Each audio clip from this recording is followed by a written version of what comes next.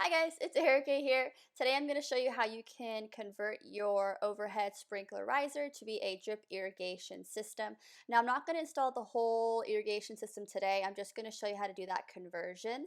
And right now I'm clearly digging out my riser. Now some risers are what we call cutoff risers, meaning you can cut them to size. I want my drip lines to be just under the mulch layer. So I actually want to make this much lower than it is right now. So I am digging it out so that I can replace it with a cut off riser. Okay, so I completely dug it out. This is where I realized I probably should have used gloves because spinning this thing out is a pain, and by the end of this whole project my hands were hurting. But you want to go ahead and unscrew the riser from the pipes below. Don't worry if you get dirt in there, it's not going to be a problem. Now here's a different angle. You might need a adapter. I did not need it for this particular project, but when I was replacing my pop-up sprinklers, I definitely need an adapter. Now this is the cut off riser. So if you have one of these risers, you don't need to dig it out. You can just cut it down if you need to. And I love these things. These are awesome. So this cutoff riser just screws right in. If you find that it's not screwing in properly, you may need an adapter. So what I'm doing here is I'm just checking to see how much I want to cut off. And you will see that I was incorrect in how much I needed to cut off. You need to cut off way more than you think. So this is the adapter. This screws into the riser. Those two open ends, that is where your tubing goes in for your irrigation system.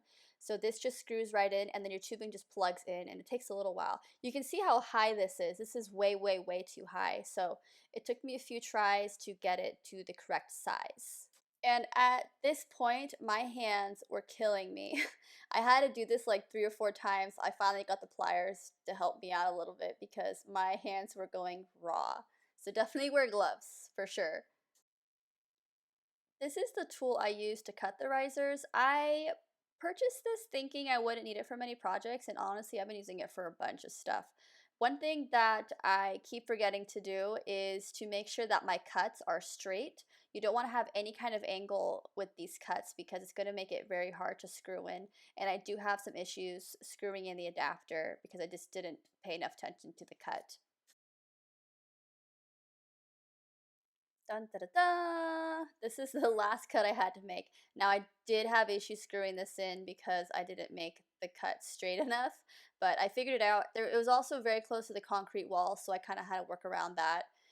But it did end up screwing in, and you'll see that it's just under that little concrete wall right there, which means that it's going to be just under the mulch layer that I'm going to be putting in, which is perfect because that's exactly where I wanted it to be at.